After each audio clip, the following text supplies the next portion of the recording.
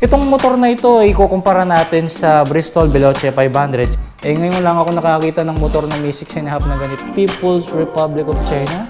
Ang introductory price nga pala ng motor na ito is 498,000 pesos. Ganda ng pipe niya, oh. Tylok pa, oh. Ang lakas ng sipa, guys, oh. Oh. Grabe. Umiikot yung side mirror ko. Bawal walang side mirror dito sa loob ng Clark.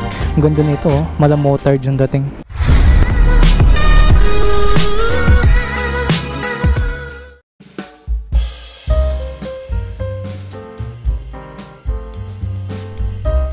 Launched in 2019, the Moto Morini Sei Mezzo is a brand's entry-level naked bike that is built with great visual appeal and impressive performance. This Italian bike also comes with cool features for a more enjoyable ride. The Moto Morini Sei Mezzo brags a sculptured angular fuel tank, wide handlebars, and a spacious pillion for its passenger. This naked bike also comes with a full LED headlamp and a 5-inch display to give riders all the important information needed for the road. As for the braking system, Moto Morini Sei Mezzo is equipped with dual disc brakes in front and a single disc brake at the back. Anti-lock braking system is also standard on both wheels for improved braking performance. The suspension setup, on the other hand, consists of upside-down telescopic front fork and a rear monoshock absorber. At the heart of this Italian beauty is a 649 liquid-cooled engine that can produce a maximum output of 48 horsepower, mated with 6-speed manual transmission. Ang galing kong mag-English dun, ha. Fluent na fluent. Talagang straight na straight. Yun ay dahil meron tayong binabasa sa motodeal.com.ph. Based sa nakikita ko, no, personal opinion ko lang ito, hindi talaga naluluma yung mga classic modern na bike. Bilog yung headlight, naked yung katawan, pagkatapos yung upuan is ganito yung setup, at kadalasan walang tapalodo, malinis ang likod, so yung plate number holder nandito, tapos yung tangke. Siyempre, hindi mo mawawala yan, yung malaking tangke. At mataas na handlebar. Itong motor na ito, ikukumpara natin sa Bristol Veloce 500 since pareho lang din naman ang may-ari ng Moto Morini dito sa Pilipinas at ang Bristol Philippines. At same sila ng setup, no? Pero magkaiba lang yung kanilang capability. Unahin natin, siyempre, yung kanyang mga buttons. Ito yung number 1 na napansin ko dito. Kung ikukumpara natin sa Veloce 500 natin na si Velo, ito, mas premium yung dating. Tignan nyo naman yung setup ng kanyang mga buttons. Pagka pinindot mo,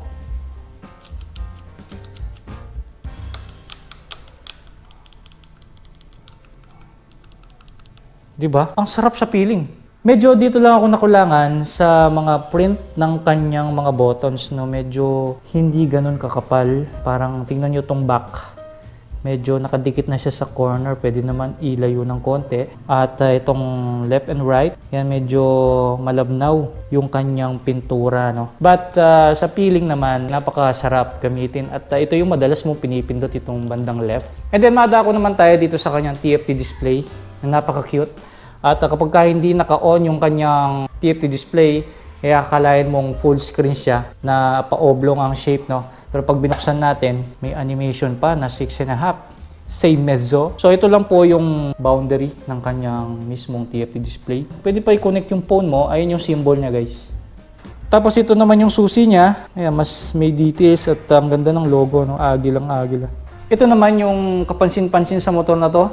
Yung kanyang tangke is talagang dahil white siya, napapansin talaga yung graphics na nilagay nila dito at yung mga pangalan ng motor like Moto Morini and Sei Mezzo, at pasok siya sa clear coat, no? So hindi siya nababakbak kahit alam natin na sticker to.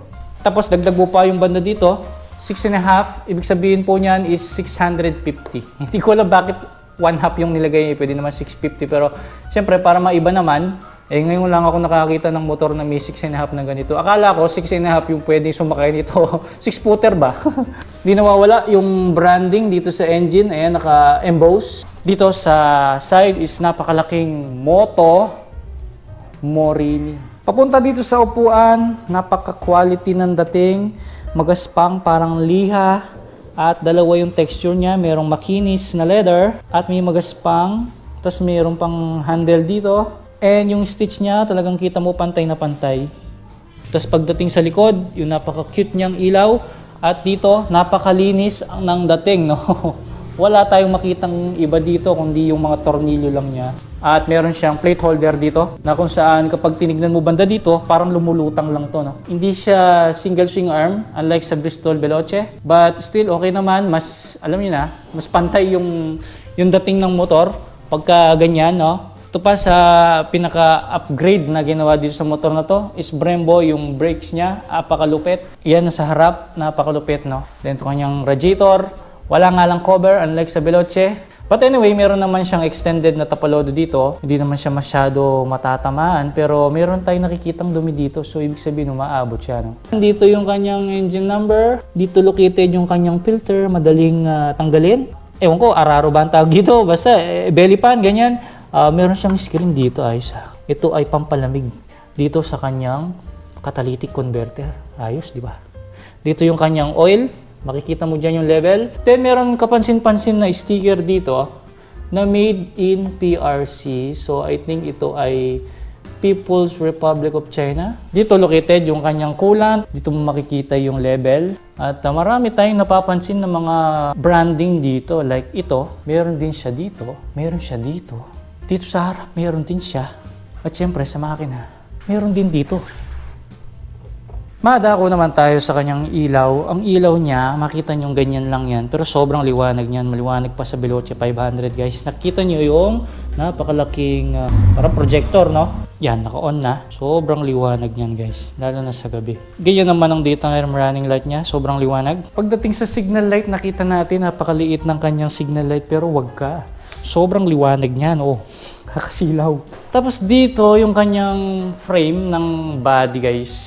Kitang-kita yung tubo, no? Tapos, ang ganda ng pagkaka-welding, no? Pero mas maganda sana kung yung weld niya is nakatago sa loob, no? But anyway, malinis naman yung pagkaka-weld, so okay naman. Ang introductory price nga pala ng motor na ito is 498,000 pesos. At kapag ka nawala na yung introductory price na yan, magiging 528,000 na po ang motor na ito. Kaya kung gusto mong bumili at mayroon kang nagustuhan sa motor na ito, ngayon pa lang, i-visit mo na ang Moto Morini para ikaw mismo makita mo kung ano yung mga diniscuss ko dito. At nang sa ganon, makatipid ka. So, i-ride naman natin to ngayon at let's see kung ano yung masasabi ko sa motor na to habang dinadrive natin. Ako ay 5'7" at based dito sa motor, medyo tiptoe ako ng konti. Siguro dahil hindi pantay yung semento. Ito. Okay, konting-konti lang pag pinantay ko yung motor. Siguro 1 inch lang. Flat-footed ka dito kapag 5'8" ka na pataas. Ngayon ginagamit ko tong motor, napakatahimik ng engine, napakatahimik pa ng tambucho. Maingay pa yun. Oh, ganda ng pipe niya. Oh. Tubo lang. Oh. Ang galing. Oh, Tylok pa. Oh. Pagdating sa uneven road, maganda yung talbog ng suspension niya. Ito yung stock setup wala pang adjustment na ginalaw. Maririnig nyo naman sa voice ko. May talbog siya na pag gumanon siya, matagal siyang bumalik. Kaya hindi tayo tinatapon ng paganyan. Dito oh, maganda yung absorption niya sa lubak. At yung upuan natin, ngayong inupuan ko siya, payat siya. Hindi yung tipong parang mangangawit yung puwit mo sa long ride. Yung tunog ng tambucho, katulad lang din ng Bristol. Siguro ganun talaga kapag 2 inline cylinder, pare-pareho na yung tunog. Sa power naman, ngayong sa second gear, medyo malamya sa una, no? Siguro gusto niya first gear.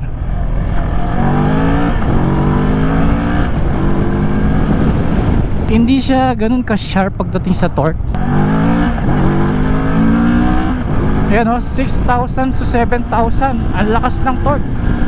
Oh, yung tipong kapag o-overtake ka tapos naka 4th gear ka na, yung medyo high speed na kayo, tapos bigla mo nga hatawin, may power siya no? Baliktad to yung low RPM niya is mahina siya, no? So magandang umovertake kapag medyo mataas na yung RPM mo. Doon niya ilalabas yung power talaga niya. Like ngayon, no? Ang lakas ng sipa, guys, oh. Oh, grabe. 5th gear, lumalagpas na ng 150. 5th gear pa lang. Alam mo yung akala mo mahina lang yung motor kasi nga 'di ba kapag low RPM ang hina ng hatak, no? Tapos pagka inarangkada mo ang haba pala ng RPM niya. Tapos makikita mo yung speedometer paangat ng paangat. Yung parang mapapasubo ka. Tapos dahil Pirelli yung gulong niya, no? Confident ka sa corner. Oh.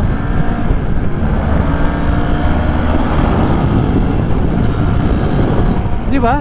Pinong-pino sa 6,000 RPM. Tapos ang lakas ng preno, no? Ang ganda ng kapit ng preno niya. Yun nga lang dahil stuck yung setting ng front suspension, lumulubog tayo sa harap. Siyempre hindi naman to electronic suspension. So kung ano yung sinetup po nung una, doon lang siya.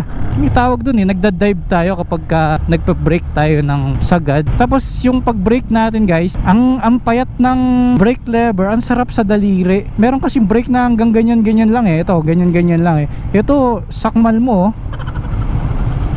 Pagdating naman sa init ng makina, nararamdaman ko siya sa ilalim ng hita ako once na naka-stop tayo. Pero pagka tumatakbo na, okay naman, nahanginan naman, nawawala yung dama natin na init. Dito sa gauge niya, no, wala siyang sensor na kapag dumilim, magiging black siya. Kapag maliwanag, magiging white siya. So dito, black agad siya. Pero kahit naman maliwanag, kita naman. Medyo maninibago ka lang kasi syempre pagka bago na naman yung motor mo, hanapin mo yung fuel gauge, hanapin mo yung speedometer. So ito naman visible naman. And nilagay nila dito is sa gitna yung gear. So tama naman, okay naman siya dyan. Then yung animation naman, okay naman. Pero hindi siya ganun kay smooth like yung ating RPM. Talagang pa ganyan-ganyan siya, parang orasan yung pitik niya. Hindi siya yung tipong smooth na gumaganyan.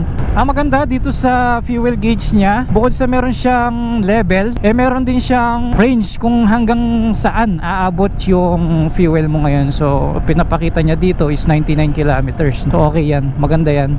At kung ano lang yung dapat mong makita, yun ang nandito. Sa lapad ng manubela, I think standard naman at medyo mataas naman yung manubela natin, no? Pero nakalin pa rin ng konti paharap yung aking likod. So may pakiramdam pa rin na parang nakukuba tayo, no? Dahil medyo malayo pa sa katawan natin yung manibela niya. Pero kung short distance na biyahe, 3 hours na biyahe, I think okay naman. Kayang tiisin ng katawan. Ang importante, hindi siya matagtag. Ang sarap ng suspension niya. Like dito sa kalsada na dinadaanan natin yun, hindi naman siya asfalto. Dapat mabounce na to, no? Gaya nung ating scooter, pero okay siya. Hindi ko masyado maramdaman yung bounce dito sa daan. May feeling na gumaganyan pa siya ng konti. Sa harap naman, yun lang. Yung complaint ko is pag talagang hard brake, talagang lumulubog yung preno. Yan o, nagda-dive siya. Pakinggan naman natin yung tunog ng tambucho niya. Ito ang idle, neutral. Parang may plastic na pumipitik-pitik yung tunog, no? Then pag ni-rev natin,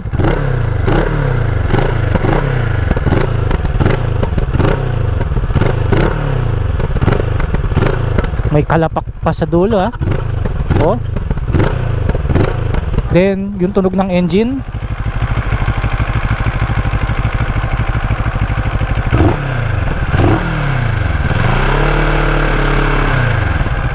tahimik ang makina. Then naririnig natin yung blower ng kanyang radiator. Tapos ito yung oil niya, kitang kita natin, liwanag, nice, di ba? Monitor mo yung langis mo. Pag in-off natin, tignan natin kung naka-on pa rin yung kanyang fan. Okay, mamamatay din yung kanyang fan. Ngayong na-drive natin siya ng mga 1 oras, masarap naman siyang i-drive. Komportable naman. Unang-una ko talaga nagustuhan dito yung suspension niya. And yung power niya, wala siya sa una. Okay naman. At least sa mga beginner na hahawak ng 650cc, pwedeng-pwede siya. Hindi kanya itatapon or yung tipong magwiwili yung motor. Sa forma naman ng motor, since white yung na-test ride natin, no? Talaga ang ganda ng white. Siguro kung anong kulay ang may sasuggest ko sa inyo is white talaga. Ang ganda. Meron kasi itong iba pang kulay like yung red. Kaso kasi pagka nag-red ka, parang nandating is Honda CB650 na siya. Pero pagka white, ang ganda. Ewan ko, basta gusto ko lang yung white black na kulay niya, hindi magulo. Yung mga red stripe niya is konti lang. Parang nagdadagdag details lang yung red niya, but hindi siya exaggerated. Yung mga sulat niya, like ito, white sa black, then black sa silver, at may konting red para, alam mo na, may contrast. Overall, maganda yung performance, sobrang komportable. Pero ito lang yung medyo magdadalawang isip ka once na meron ka ng worth 500,000 pesos na hawak ngayon. Doon ka na magdidesisyon kung ano bang mga gusto mong brand, ano bang hinahanap mong motor. But for me, kung classic bike, I think okay na rin ito sa kanyang presyo kung gusto mo yung ganitong pormahan, since komportable naman siya at may power naman siya. Napaka maskulado ng kanyang porma, ang lapad ng kanyang tangke, kakaiba yung kanyang taillight, at ang linis ng likod, guys. Oh. Subukan naman natin ngayon yung kanyang brake, at lalo na may buhangin dito, guys. Tignan natin kung mag-activate yung kanyang ABS, which is yun ang pinaka-importante pagdating sa pagbe-brake. Okay, kita nyo ba yon? Hindi nag-lock yung gulong natin. Curious ako sa ilalim ng upuan nito. Buksan kaya natin.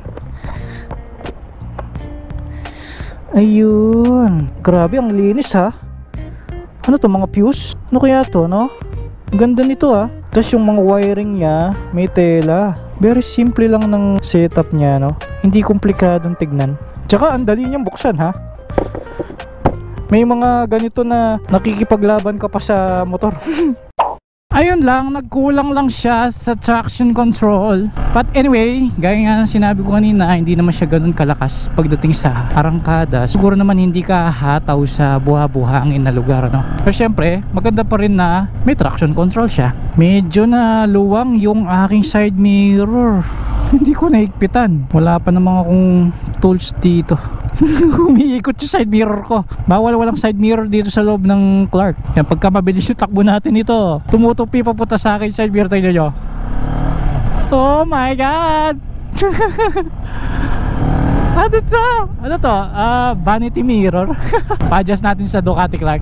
At least ngayon nakikita ko yung ibang part ng likod ko, oh, na-adjust kong ganyan, no. Kaso pagka tumatakbo, iba yung nakikita niya yung katabi ko, oh. Eto na yung Ducati Clark. At tignan nyo yung aking side mirror. Uy, nandyan yung hiniram natin na Desert X, oh. Okay, hiram ako ng tools.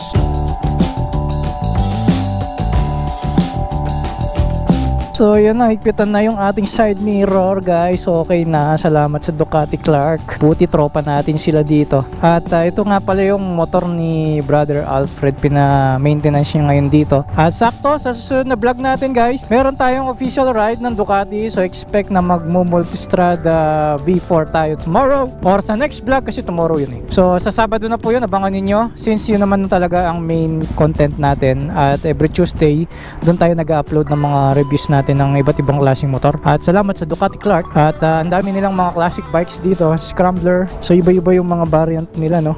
Alam na alam kasi iba yung design. Ang ganda nito, oh. Mala motor dyan dating.